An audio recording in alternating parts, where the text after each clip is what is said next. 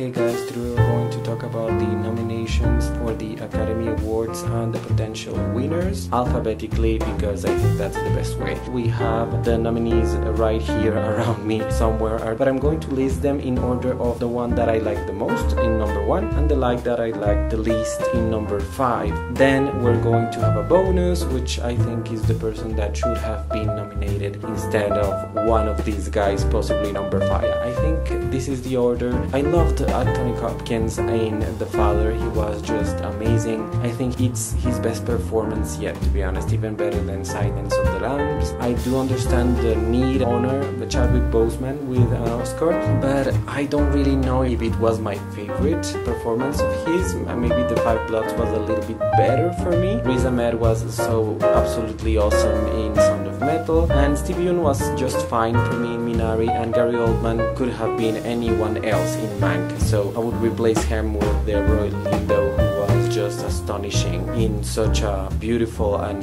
horrible and amazing movie as The Five Bloods. So for me, it would be Hopkins, but I think Boseman will win actually this award. For actor in a supporting role, I think it's very obvious that Daniel Kaluuya is going to win his first Oscar, which is amazing. Daniel Kaluuya is very, very talented. I think, however, Kaluuya and Stanfield are actually leading roles, and Leslie Odom Jr. is actually one of the leads also in One Night in Miami, a film I didn't really care that much for. That's why he's a number 4. For me, it was between Paul Raci and Sacha Baron Cohen, and I give Sacha Baron Cohen the edge because I was really surprised with Borat. I think Borat was actually pretty damn good, to be honest. I think the comedic timing he has is very special, and I think that that's why he should be winning this. However, it's obvious that Daniel Kaluuya is going to take this one. For actress in a leading role, I think it's very possible that any of these women could win it. I mean, everyone except for Vanessa Kirby has received some award, but apparently people are really rooting for Carey Mulligan, and so am I, as you can see. So I would be ecstatic if she won, but if SAG Awards were to be repeated here and Viola Davis won, that would be just amazing too. However, something tells me they're going to give McDormand another award if this is a Nomadland sweep.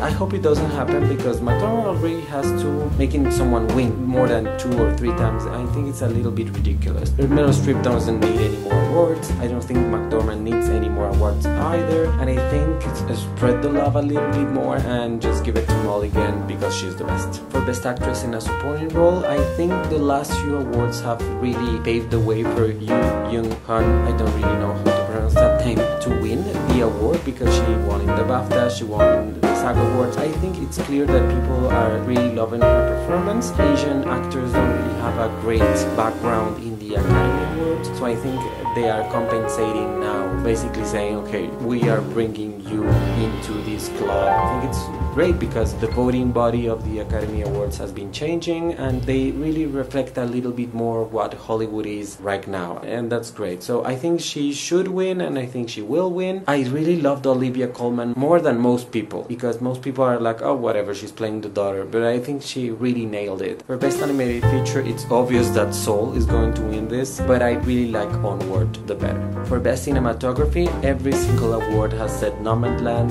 is going to win this award. However, I think that if you really watch every single one of these movies, and I did, I think News of the World is the better movie in that aspect, in the cinematography. I mean, there are beautiful takes. Everything in that movie looks like a painting, which is something that I loved. And in Nomadland, that doesn't really happen every single time. It's a beautiful cinematography, but I don't know if it's the most beautiful out of these 5. And I would have given a place to Promising Young Woman, that really plays with colors and light and all of that. I think they did a fantastic job there, and it's sad it wasn't nominated. For Best Costume Design, for me it's Emma. Some people are saying Ma Rainey, that's why I put it in second, and I really like Ma Rainey too, but I think Emma has the more showy costume design, so I think it's going to go there. And One Night in Miami, I think, would have been a cool number 5. For Best Director, again, I didn't really care for that Another Round movie. It's fine, but it's not what the director says it is about. I mean, I don't really get his idea. I think Promising Young Woman by far has the best directing. You have to consider this woman is nominated for the first movie she ever directed, which is just insane. But it's obvious that Chloe Zhao is going to win this award. I mean, no one else is going to win this, but I would vote for Emerald Fennell. for Best Documentary, I think Collective is the best one among the nominees, although I really like My Octopus Teacher too. Nature films don't really do that well in this category, and it would be a different thing to do to give it to a nature documentary, so I think that's why it might win. I think Welcome to Chechnya should have been here, and I do think Time wasn't as good as they said, so any of those votes could have been for Welcome to Chechnya, which is a really important movie, a really shocking movie, and everyone should see it. For Best Film Editing, I think Son of Metal is going to take this because it really encompasses both the editing of the sound and also the editing of the images, so how everything just melts into the movie, and that's amazing how they do it in this movie. I think it's the clear winner here. It's my favorite of the bunch for sure. I think this top 5 is actually pretty good, and for Best International Film, I think Collective is the best one out of this bunch by far.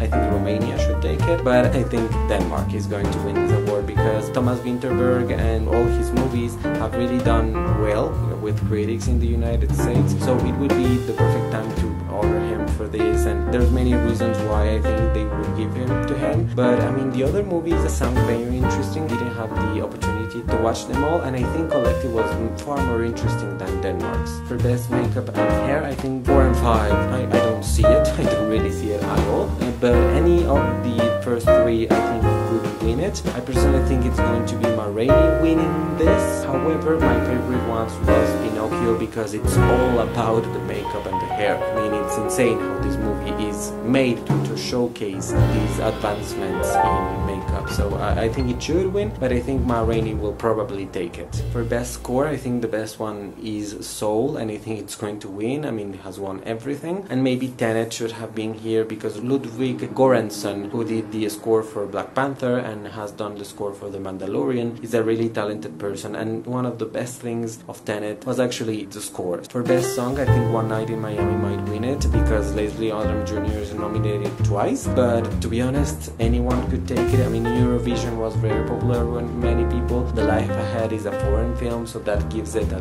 little bit of an edge. Almost any of these songs could win it. There's not one of these songs that is like, oh my god, this is amazing. They're really the typical songs that you would see nominated in this category. This is the big one because alphabetical order. Promising Young Woman for me was the best movie of 2020 without any discussion. I mean, it was just beautiful in the sense that it was such a well-made movie. I think it's great. Some people dislike the ending. I think it's very brilliant, but this is Nomadland. I mean, Nomadland is going to win Best Picture whether we want it or not. For Best Production Design, I think by far was The Fathers because it was really integrated into the movie. The movie couldn't have happened without that production design, so I think it should win. However, I don't see it maybe winning. Mank could take it, or Ma Rainey. I'm not really sure because, you know, production design doesn't really go to contemporary films often, if ever, to be honest.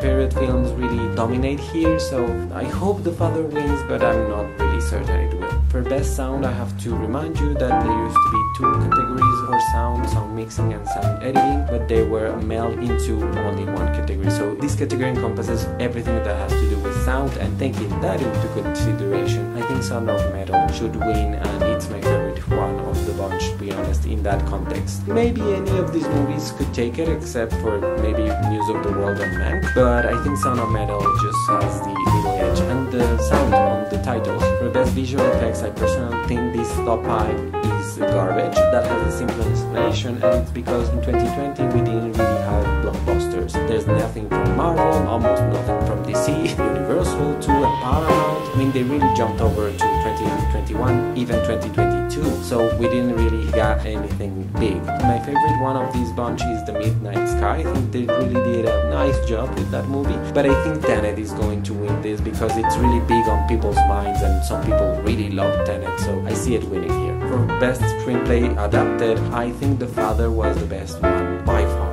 That screenplay is just amazing. I don't really understand how that director wasn't nominated for Best Director, but the screenplay is flawless. However, I do think Nomadland is going to take this because I think it's going to be kind of a sweep for Nomadland in some categories, as you can see. So yeah, I think Nomadland is taking this. And for Best Original Screenplay, Promising Young Woman will win, should win, whatever win, because it is the best one of this bunch by far. Also, I think Ralph and Ellen Mulligan are going to have the best careers after this for sure. sure. Maker Mulligan already has a great career, but I do think Emma Flanell is going to be like propelled because of this. This was her first movie, and that's amazing. I mean, she was the first director with Promising Young Woman, and that's just great. I think Mank should have been nominated in this category, because if something was very special about that movie is this, I mean, not to win, but to be nominated, but it wasn't, and I think it was the biggest shock in nomination morning. Let's see how the ceremony goes, because it's going to be a really different thing. Maybe they're doing like a live performance, a live movie, so let's hope it's not just a Zoom call or something like pre-recorded, because that would be just so boring. So thank you again for watching this video. Please comment down below whatever you want, whatever you think about these nominations and Oscars, or whatever about these movies, whatever you want. Please like this video, of course, down below, share it on social media wherever you want, and please subscribe to my channel. Thank you so much. Goodbye.